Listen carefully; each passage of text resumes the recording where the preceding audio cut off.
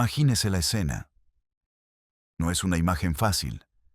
Requiere un esfuerzo de la empatía, un descenso a las profundidades de un miedo que pocos hemos conocido. Es una mañana pegajosa y densa en el Aeropuerto Internacional José Martí de La Habana. Podríamos estar en cualquier día incierto entre el 26 de diciembre de 1960 y el 22 de octubre de 1962, el día en que el mundo contuvo la respiración y los cielos entre Cuba y Estados Unidos se sellaron. El aire no solo está cargado por el calor implacable del Caribe, ese vapor que se adhiere a la piel como una segunda dermis, sino por una electricidad estática de emociones humanas en su estado más puro y desgarrador. Es el zumbido palpable del pánico silencioso, el peso monumental del sacrificio y el aleteo de una esperanza tan frágil, tan translúcida, que amenaza con desintegrarse al menor suspiro. Cientos de niños, tal vez 200 en este vuelo en particular, se agrupan en un caos extrañamente ordenado. Están vestidos con sus mejores ropas de domingo, ahora arrugadas y manchadas de sudor. Las niñas con vestidos de organdí y lazos en el pelo. Los niños con pequeñas guayaberas o trajes que les quedan un poco grandes, preparados para una fiesta que nunca llegará. Algunos son adolescentes de 14 o 15 años, en ese torpe umbral de la adultez, intentando proyectar una madurez que no sienten. Sus mandíbulas están apretadas, sus miradas fijas en algún punto lejano más allá de las ventanas de la terminal, como si al enfocar la vista pudieran controlar el temblor que recorre sus cuerpos. Otros son apenas lo suficientemente grandes para caminar sin tropezar, de 3 o 4 años, aferrados a pequeñas maletas de cartón o cuero con una fuerza desproporcionada. En esas maletas no solo hay un cambio de ropa y un cepillo de dientes. Contienen los últimos vestigios de su mundo conocido. Un osito de peluche gastado por los abrazos. Una foto de familia con las esquinas dobladas. Un libro de cuentos en un idioma que pronto empezarán a olvidar. En sus rostros se lee una confusión que parte el alma, una pregunta silenciosa y recurrente dirigida a sus padres. ¿Por qué? ¿A dónde voy? ¿Cuándo volverás? Las despedidas son un ballet de agonía contenida.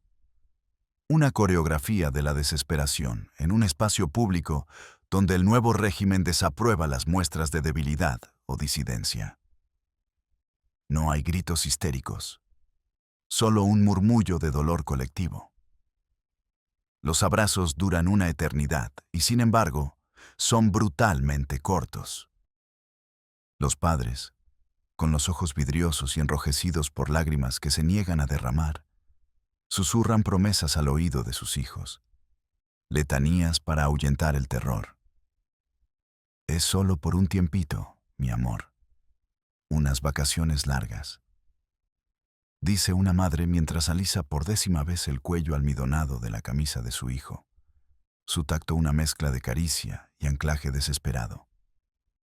Pronto, muy pronto, cuando todo esto pase, estaremos juntos de nuevo en un país libre.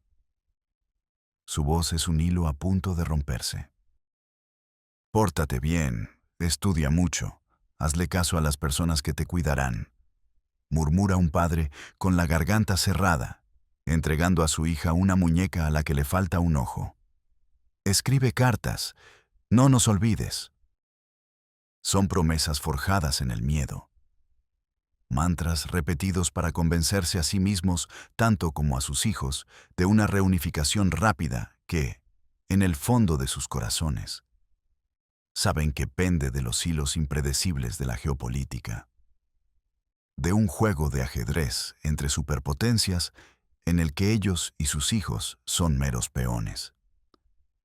Luego, el momento de la separación, tan quirúrgico y cruel como una amputación sin anestesia. Un oficial uniformado anuncia el embarque. Los niños, ahora solos, forman una fila temblorosa. Cruzan una puerta, una línea invisible que los separa para siempre de sus padres, de su país, de su infancia. Al otro lado de esa puerta, el mundo es diferente. El sonido se amortigua. El olor a salitre y tabaco es reemplazado por el de queroseno y metal. Suben las escalerillas de un avión de Pan American. Un pájaro de metal reluciente con la esfera azul en la cola. Un leviatán que los tragará en un vientre presurizado y los escupirá en un país cuyo nombre apenas saben pronunciar. A un idioma que suena como un ruido confuso. A un futuro tan vasto, tan incierto, tan aterrador como el cielo azul que están a punto de cruzar. Desde la ventana, ven las figuras de sus padres, cada vez más pequeñas, agitando las manos hasta convertirse en puntos indistinguibles en la distancia. La narrativa oficial, la que se ha contado durante décadas en los salones de Miami y en los pasillos del poder de Washington, nos presenta esta escena como un acto heroico, casi bíblico. Un éxodo masivo, una operación humanitaria sin precedentes, un puente aéreo de salvación para rescatar a la flor y nata de la infancia cubana de las garras del adoctrinamiento comunista.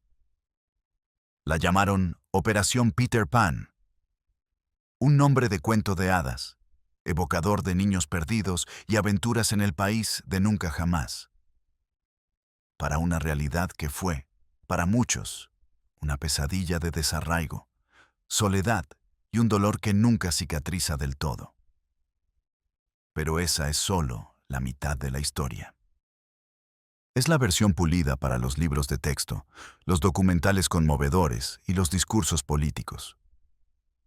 La verdad, como casi siempre, es mucho más compleja, mucho más turbia y mucho más oscura.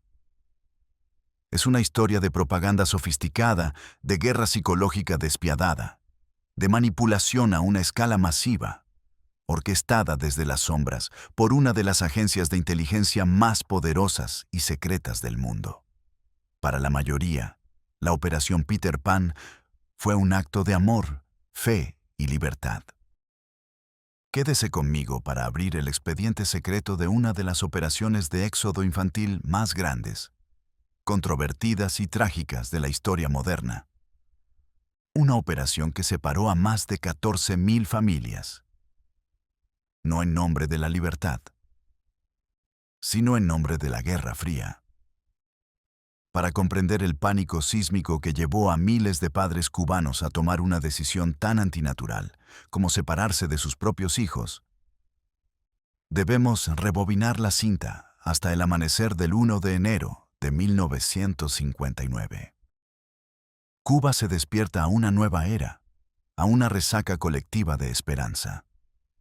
El dictador Fulgencio Batista, cuyo régimen de 7 años se había convertido en un sinónimo de corrupción gangsteril, brutalidad policial y una vergonzosa sumisión a los intereses económicos y mafiosos de Estados Unidos, ha huido de la isla en plena madrugada, con sus secuaces y las maletas llenas del tesoro nacional. La Habana, que había sido el casino y el burdel privado de la mafia norteamericana, un paraíso de neón, Cadillacs y ruletas dirigido por hombres como Meyer Lansky y Santo Traficante, explota en una celebración catártica. Un ejército de rebeldes barbudos, los casquitos, sucios, idealistas y heroicos, liderados por un joven y carismático abogado de verbo torrencial y energía mesiánica llamado Fidel Castro, desciende triunfante de las montañas de la Sierra Maestra. El sentimiento inicial no es de miedo, sino de una euforia abrumadora. La revolución prometía limpiar la casa, prometía justicia social para los campesinos olvidados que vivían en bohíos con suelo de tierra. Prometía soberanía nacional frente al gigante del norte, que trataba a la isla como su patio trasero. Prometía el fin de la humillación, y prometía, sobre todo, democracia. En sus primeras entrevistas y discursos, Castro es inequívoco. Elecciones libres en 18 meses. Una nueva constitución basada en la progresista Constitución de 1940. Respeto a la propiedad privada y una restauración de las libertades civiles. Prometía un futuro brillante para todos los cubanos. No solo para la élite de blancos adinerados que bailaba cha-cha-cha en el Country Club de La Habana, mientras el resto del país se hundía en la pobreza y el analfabetismo. Durante los primeros meses, Fidel Castro es un héroe continental, una estrella de rock política. Viaja a Estados Unidos en abril de 1959 y es aclamado por multitudes. Aparece en el programa Meet the Press. Se reúne con el vicepresidente Richard Nixon y se le ve como un libertador romántico. Un David que ha vencido a Goliat. Parece ser la encarnación de la esperanza para una América Latina acostumbrada a dictadores de opereta respaldados por Washington. Sin embargo, bajo la superficie de esta celebración popular, las placas tectónicas del poder global ya se estaban moviendo, generando una fricción que pronto desataría un terremoto. En Washington, en la Casa Blanca de Dwight D. Eisenhower, la celebración se observa con una ceja arqueada de desconfianza, que pronto se convierte en una mueca de abierta alarma. Las primeras medidas del nuevo gobierno revolucionario son drásticas y veloces. La Ley de Reforma Agraria de mayo de 1959, que expropia latifundios de más de 400 hectáreas, golpea directamente el corazón de los intereses de las todopoderosas corporaciones azucareras estadounidenses, como la United Fruit Company, que poseían vastas extensiones de la tierra más fértil de Cuba. La retórica de Castro, inicialmente nacionalista, se vuelve cada vez más antiimperialista, más radical, más desafiante. Los juicios sumarios y los fusilamientos televisados de antiguos colaboradores de Batista, los chivatos y torturadores del régimen anterior, aunque inmensamente populares en una isla sedienta de justicia, generan imágenes de horror en la prensa internacional y encienden las alarmas en el Departamento de Estado. El idilio inicial se resquebraja. Y entonces, el giro definitivo, el movimiento que lo cambiaría todo. Cuba comienza a coquetear y luego a abrazar a un nuevo y poderoso amigo que hasta entonces había sido un fantasma lejano: la Unión Soviética. En febrero de 1960, el viceprimer ministro soviético Anastas Mikoyan visita La Habana y firma un crucial acuerdo comercial. Azúcar cubano a cambio de petróleo soviético y créditos. Para Estados Unidos, atrapado en la paranoia existencial de la Guerra Fría y la sacrosanta doctrina Monroe, esto es el escenario de pesadilla hecho realidad. Un satélite soviético, un portaaviones ideológico, a solo 90 millas de las costas de Florida. Es una amenaza estratégica inaceptable. Una daga comunista apuntando al corazón de su esfera de influencia. En marzo de 1960, en el más absoluto secreto, Eisenhower da luz verde al director de la CIA, Allen Dulles. Hay que hacer todo lo necesario para desestabilizar, desacreditar y derrocar al régimen de Castro. Es en este caldo de cultivo de esperanza revolucionaria traicionada, miedo anticomunista visceral y conspiraciones de espionaje a gran escala, donde se planta la semilla venenosa de la Operación Peter Pan. La sociedad cubana se polariza a una velocidad vertiginosa. Las familias se parten por la mitad en las cenas del domingo. Los amigos de toda la vida dejan de hablarse. Lo que para unos era una liberación gloriosa y la construcción de una utopía socialista, para otros era el descenso a una tiranía comunista al estilo soviético. La clase media y alta, educada en colegios católicos privados, bilingüe y con fuertes lazos familiares y económicos con Estados Unidos, comienza a sentir un pánico creciente. Ven cómo el gobierno nacionaliza sus negocios, interviene sus clubes sociales, cierra periódicos independientes y estaciones de radio. Ven cómo el Estado comienza a organizar a la población en los Comités de Defensa de la Revolución, CDR, una red de vigilancia vecinal que pone los ojos y oídos del régimen en cada cuadra, en cada edificio, formalizando el chisme y la delación como herramientas de control social. Pero la verdadera línea roja, el miedo más primordial, el terror que eclipsa a todos los demás, se centra en sus hijos. El gobierno revolucionario lanza una masiva y exitosa campaña de alfabetización en 1961, un esfuerzo noble y genuinamente transformador para erradicar el analfabetismo en las zonas rurales. Pero para sus oponentes, esta campaña tiene un lado siniestro: el adoctrinamiento masivo. Los miles de jóvenes brigadistas que van al campo no solo llevan cartillas para aprender a leer, llevan también la nueva ideología. Enseñan a leer con consignas como «Fidel es nuestra guía», «La revolución es más grande que nosotros» y «Venceremos». Los padres de las clases acomodadas ven esto como un lavado de cerebro sistemático, un intento del Estado de usurpar su rol, de robarles el alma de sus hijos, de reemplazar los valores familiares y la fe católica por la lealtad ciega al líder máximo y al partido. Este miedo, profundo, visceral y totalmente comprensible, se convirtió en el arma perfecta. Aquí es donde la historia se sumerge de lleno en las turbias y gélidas aguas de la guerra psicológica. A mediados de 1960, un rumor comienza a serpentear por las calles de La Habana, de Santiago, de toda Cuba. No nace de forma espontánea. Es inyectado con la precisión de un virus en el torrente sanguíneo de la sociedad. Se desliza en las conversaciones de las bodegas, se susurra en las colas para conseguir alimentos, se comenta con pavor en la intimidad de los dormitorios.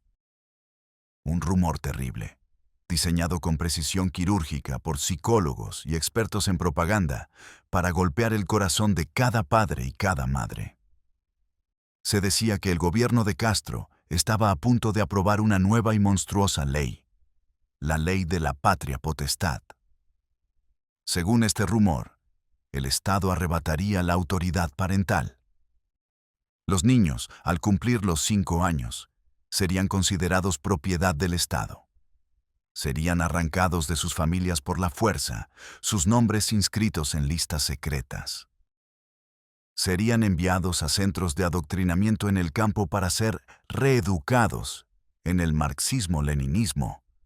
O peor aún, serían embarcados en aviones y barcos con destino a la Unión Soviética y otros países del bloque del Este para convertirse en perfectos comunistas, sin memoria de sus padres, su cultura o su fe. Se susurraba que nunca volverían a verlos. ¿De dónde salió este rumor tan específico y devastador? No fue una histeria colectiva espontánea. Fue una operación de bandera falsa, una Black Op, una obra maestra de la propaganda negra. La principal herramienta para manufacturar y diseminar este pánico fue una emisora de radio aparentemente independiente, pero financiada y operada en secreto por la CIA desde la pequeña isla Swan, una mota de tierra estratégicamente situada frente a las costas de Honduras. Su nombre, Radio Swan. Noche tras noche, en la onda corta, la voz de Radio Swan penetraba en los hogares cubanos, burlando la censura del gobierno. Transmitía un cóctel tóxico de mensajes alarmistas, noticias falsas, verdades a medias y testimonios fabricados que confirmaban los peores temores de la población. Hablaban de la inminente ley de la patria potestad no como un rumor, sino como un hecho consumado que el gobierno negaba cínicamente.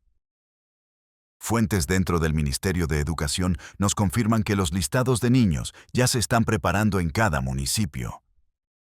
Mentía el locutor con voz grave y solemne. No se dejen engañar por los desmentidos oficiales. Protejan a sus hijos antes de que sea demasiado tarde. El rumor se reforzó con miles de panfletos lanzados desde avionetas y con una red de agentes y colaboradores anticastristas en la isla que lo difundían de boca en boca en iglesias, colegios y círculos sociales. La mentira, repetida 1000 veces desde 1000 frentes, se convirtió en una verdad aterradora e ineludible para miles de familias. La ley de la patria potestad, por supuesto, nunca existió. Jamás hubo un plan del gobierno cubano para enviar niños masivamente a la Unión Soviética. Fue una invención total, una ficción diabólica. Pero en el clima de miedo, secretismo, polarización e incertidumbre de la época, el rumor era completamente verosímil. Y fue entonces, en el apogeo de este pánico orquestado, cuando apareció la solución, como un salvavidas lanzado a una multitud que se ahoga. En Miami, un sacerdote católico de origen irlandés, alto y de aspecto amable, llamado Monseñor Brian O. Walsh, director de la Oficina de Bienestar Católico, comenzó a recibir una avalancha de cartas y llamadas desesperadas de padres en Cuba. Querían sacar a sus hijos del país a cualquier costo, antes de que el Estado se los arrebatara. Walsh, un hombre compasivo y profundamente anticomunista, se convirtió en la cara visible, el organizador y el arquitecto humanitario de lo que se conocería como la Operación Peter Pan. Se puso en contacto con el gobierno de Estados Unidos, la administración de Eisenhower y poco después la de John F. Kennedy, vieron una oportunidad de oro, una confluencia perfecta entre humanitarismo y estrategia de Guerra Fría. Ayudar a estos niños no solo era un gesto noble, era una potentísima arma de propaganda. Demostraba al mundo que el régimen de Castro era tan monstruoso que los padres preferían el trauma de la separación antes que dejar a sus hijos vivir bajo su yugo. Era una forma de desangrar al nuevo gobierno, robándole a su futura generación de profesionales, médicos, ingenieros y líderes. El Departamento de Estado, en el más absoluto secreto, acordó proporcionar los fondos, que llegarían a sumar millones de dólares. Y, lo más importante, las exenciones de visado, visa waivers, un instrumento legal que permitía a los niños entrar en EEU. Sin los trámites burocráticos habituales, se creó un sistema clandestino y bien engrasado. Los padres en Cuba contactaban con la red subterránea, a menudo a través de la Iglesia Católica o de conocidos de confianza. Recibían una carta falsificada de una escuela o institución ficticia en Estados Unidos invitando a su hijo. Con esa carta, podían solicitar un permiso de salida al gobierno cubano y una exención de visado en la embajada suiza, que representaba los intereses estadounidenses tras la ruptura de relaciones diplomáticas en enero de 1961. El gobierno cubano, sorprendentemente, no detuvo el éxodo. Quizás porque Castro no quería dar la imagen de que mantenía a la gente como rehén, o quizás, cínicamente, porque le convenía deshacerse de los hijos de la burguesía, elementos potencialmente desafectos a la revolución. Así, entre el 26 de diciembre de 1960 y el 22 de octubre de 1962, cuando la crisis de los misiles cubanos cerró abruptamente todos los vuelos entre ambos países, 14.048 niños cubanos, sin la compañía de sus padres, volaron hacia Miami. El viaje en sí era una experiencia de una intensidad traumática difícil de imaginar. Póngase en la piel de un niño de 8 años. Sus padres, con el rostro desencajado, Le han explicado de la mejor manera posible que se va de vacaciones o a estudiar por un tiempo con unos tíos que no conoce. Le han puesto su mejor ropa, le han dado una pequeña maleta con sus pertenencias más queridas. A menudo, le prendían con un alfiler en la solapa de la chaqueta una nota con un nombre y una dirección en Miami, la única conexión con su futuro. En el aeropuerto José Martí, se despedía de todo lo que conocía. El olor del café de su madre por la mañana, el tacto de la mano áspera de su padre, el sonido de las calles de su barrio, el sabor del mango, sus amigos, sus abuelos. El vuelo de 45 minutos era un abismo de incertidumbre suspendido en el aire, un purgatorio entre un pasado que se desvanecía y un futuro desconocido. Al aterrizar en el aeropuerto de Miami, se encontraban en un mundo nuevo y extraño. No había padres esperándolos en la puerta de llegada con un abrazo y un beso. En su lugar, había voluntarios y trabajadores sociales de la Oficina de Bienestar Católico que los recibían con sonrisas profesionales y los conducían a autobuses. Eran llevados a refugios temporales. El más famoso de ellos fue el Campamento Matecumbe, un antiguo campamento de verano en el sur de Florida, que se convirtió en un centro de procesamiento masivo para los niños varones. Los niños lo apodaron la pecera, porque vivían en una especie de escaparate, observados constantemente por los adultos.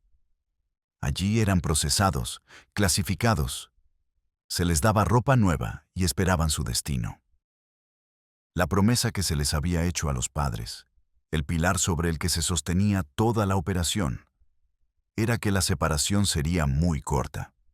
La mayoría creía firmemente que el régimen de Castro caería en cuestión de meses, gracias a una inminente invasión de exiliados cubanos apoyada por Estados Unidos. Pero la invasión de Bahía de Cochinos en abril de 1961 fue un fracaso humillante y estrepitoso. Castro, lejos de caer, consolidó su poder y declaró el carácter socialista de la revolución. La separación, que debía durar semanas o meses, se convirtió en años, en décadas, y para algunos fue para siempre. Los niños de la Operación Peter Pan fueron dispersados como semillas al viento por todo el territorio estadounidense, enviados a más de 100 ciudades diferentes en 35 estados. Algunos tuvieron suerte y fueron acogidos por familias de acogida amorosas y compasivas. Otros terminaron en orfanatos impersonales y fríos. Y algunos, lamentablemente, sufrieron abusos, negligencia y explotación. Crecieron suspendidos entre dos mundos, sin pertenecer del todo a ninguno.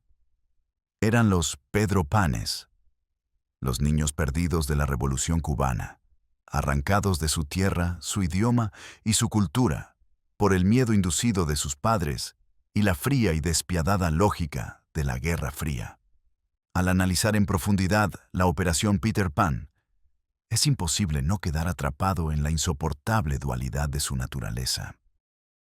¿Fue un acto humanitario o una operación de inteligencia? La respuesta, como suele ocurrir en los laberintos más oscuros de la historia, es que fue ambas cosas simultáneamente. Y esa es precisamente su tragedia. Desde la perspectiva de Monseñor Walsh y los miles de voluntarios de la Iglesia Católica y otras organizaciones que trabajaron incansablemente para acoger, vestir, alimentar y educar a estos niños, la misión era puramente humanitaria. Estaban genuinamente convencidos de que estaban salvando a una generación de un futuro de ateísmo, adoctrinamiento y totalitarismo. Para ellos, cada niño que bajaba de ese avión era una victoria del bien sobre el mal. Un alma rescatada de las garras de la oscuridad comunista. La compasión, la generosidad y la dedicación de estas personas son innegables y merecen el más profundo reconocimiento.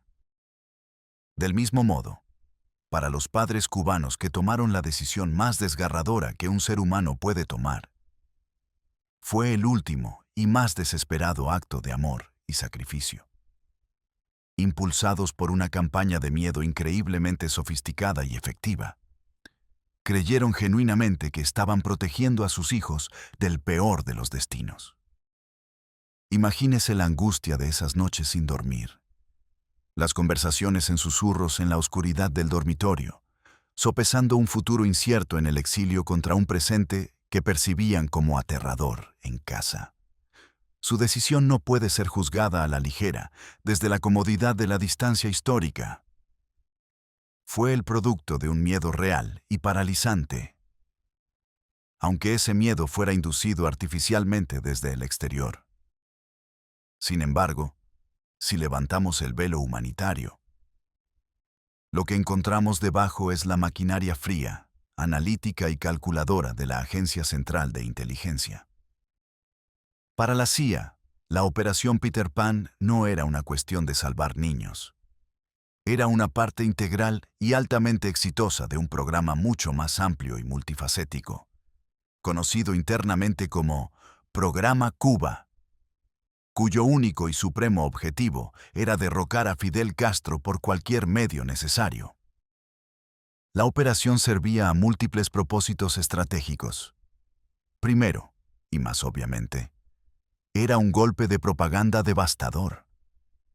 Creaba una imagen internacional de un régimen cubano tan opresivo y antinatural, que provocaba un éxodo infantil sin precedentes en la historia del hemisferio occidental.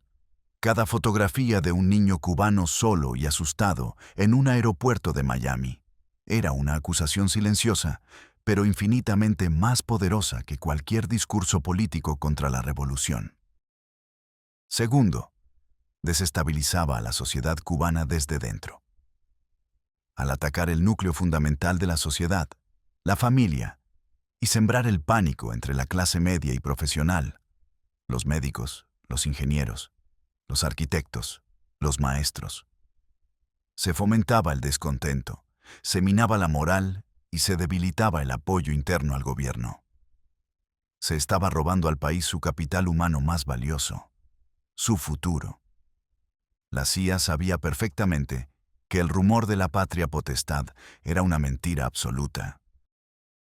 Documentos desclasificados décadas después, como los informes de la Comisión Church del Senado de EE-USU, en los años 70, confirman sin lugar a dudas que la agencia no solo conocía la falsedad del rumor, sino que participó activamente en su creación, financiación y difusión a través de Radio Swan y otros activos de propaganda. Utilizaron el amor más sagrado, el de unos padres por sus hijos, como un arma de guerra. Jugaron con el miedo más profundo de cualquier ser humano para alcanzar sus objetivos geopolíticos. Es un ejemplo escalofriante de la crueldad amoral de la guerra psicológica. Las consecuencias a largo plazo para los niños, los sujetos involuntarios de este experimento, fueron profundas y, a menudo, indeleblemente dolorosas. Crecieron con un agudo sentimiento de abandono y pérdida, una herida de origen que muchos no lograrían cerrar jamás. Lucharon con crisis de identidad, sintiéndose cubanos en Estados Unidos y gringos cuando intentaban reconectar con Cuba años después. La reunificación familiar, cuando finalmente ocurrió para muchos tras años de separación, no siempre fue el cuento de hadas esperado. Los niños habían crecido y se habían americanizado. Los padres habían envejecido y se habían endurecido por las dificultades de la vida en Cuba. El país que los niños recordaban ya no existía. A menudo se encontraron con que eran extraños para sus propias familias, separados por una barrera de experiencias, idioma y cultura. Muchos sufrieron traumas psicológicos duraderos, depresión, ansiedad, problemas de apego. Una herida invisible que cargaron durante toda su vida. La Operación Peter Pan se convirtió en un microcosmos perfecto de la tragedia cubana.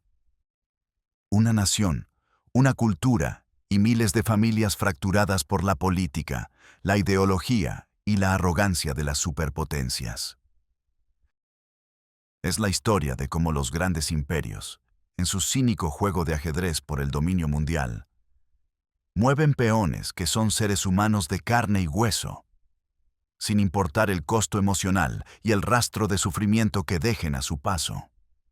La operación no logró su objetivo principal de derrocar a Castro, pero sí logró algo terrible: destrozar a miles de familias y crear una generación de exiliados con una herida fundamental e incurable en su biografía. El legado de la Operación Peter Pan es tan complejo, polifacético y fracturado como las vidas de los niños que la protagonizaron. Para la comunidad del exilio cubano en Miami y otras partes del mundo, los Pedro Panes son un símbolo de la lucha por la libertad, un testimonio viviente de los sacrificios extremos hechos para escapar de la tiranía comunista.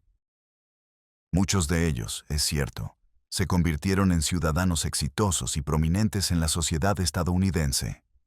Empresarios, médicos, artistas y políticos, como el ex senador de Estados Unidos Mel Martínez o el cantante Willy Chirino. Representan una narrativa de superación, resiliencia y éxito en la tierra de las oportunidades. Su historia es la de la víctima del comunismo que triunfa gracias a la generosidad y la libertad de la democracia estadounidense. Sin embargo, para el gobierno cubano y sus partidarios, la Operación Peter Pan es una de las páginas más oscuras y vergonzosas de la larga historia de agresión estadounidense contra la isla. La ven como un secuestro masivo encubierto, una campaña de terror psicológico diseñada para desmembrar a la sociedad cubana y robarle a su juventud. Para ellos, los niños no fueron rescatados, fueron robados, y la operación es un crimen imperdonable, un ejemplo paradigmático de la falta de escrúpulos del imperialismo yanqui en su afán por destruir la revolución. Y luego está el legado personal, el más importante, el que vive en la memoria, en los sueños y en el corazón de cada uno de los 14,000 niños. Más allá de la política y la propaganda, sus historias son profundamente humanas. Son historias de una soledad abrumadora en dormitorios ajenos, de llorar en silencio en una almohada que no huele a hogar. Historias de una adaptación forzosa a una nueva cultura, a menudo a costa de olvidar la propia, de perder las suaves cadencias del español por los sonidos duros del inglés. Historias de la búsqueda de una identidad perdida entre dos banderas, dos himnos, dos lealtades. Son historias de reencuentros agridulces, llenos de silencios incómodos y expectativas no cumplidas, y de separaciones que nunca sanaron. La Operación Peter Pan, ese nombre sacado de un cuento sobre un niño que se niega a crecer y vive en el país de nunca jamás, resultó ser una metáfora cruelmente precisa. Muchos de estos niños perdieron su infancia en ese vuelo de 45 minutos. Fueron forzados a crecer demasiado rápido, a convertirse en pequeños adultos en un mundo extraño. Mientras una parte de ellos, su verdadero yo, permaneció para siempre congelada en el tiempo, en la memoria de un último adiós en un aeropuerto húmedo y ruidoso de La Habana. Al final, la historia de este éxodo secreto nos obliga a confrontar preguntas incómodas y sin respuesta fácil. ¿Puede un fin noble, como salvar a un niño del totalitarismo, justificar el uso de medios tan crueles como la mentira y la manipulación psicológica a gran escala? ¿Quién es el verdadero villano en esta historia? Un régimen revolucionario que inspira tanto miedo que los padres sienten que deben enviar a sus hijos lejos. O una superpotencia que crea y explota cínicamente ese miedo para sus propios fines geopolíticos. La verdad, quizás, es que en las guerras, especialmente en las secretas, no hay héroes puros, solo diferentes grados de víctimas. Y las víctimas más inocentes, las más indefensas de la Operación Peter Pan, Fueron, sin la menor sombra de duda, los 14.000 niños que se convirtieron en peones en un juego de adultos que nunca pidieron jugar. ¿Qué piensas tú? ¿Fue la Operación Peter Pan un rescate humanitario heroico o una cínica manipulación de la Guerra Fría? ¿Crees que los padres, aun siendo víctimas de la propaganda, hicieron lo correcto al enviar a sus hijos a lo desconocido? ¿Quién tiene la mayor responsabilidad en esta tragedia humana? ¿El gobierno de Fidel Castro por crear el clima de miedo? ¿La CIA por fabricar la mentira? ¿O los propios padres por creerla? Me encantaría leer tu perspectiva sobre este episodio tan complejo y doloroso de nuestra historia reciente. Déjame tu opinión en los comentarios. Si te ha gustado este análisis profundo y quieres seguir descubriendo las historias secretas que no nos cuentan en los libros, no olvides suscribirte al canal, activar la campanita para no perderte ningún video, darle un like y compartirlo con quienes creas que pueden estar interesados. Tu apoyo es fundamental para que podamos seguir investigando y trayendo a la luz estos misterios del pasado. Gracias por acompañarme en este viaje. Hasta la próxima.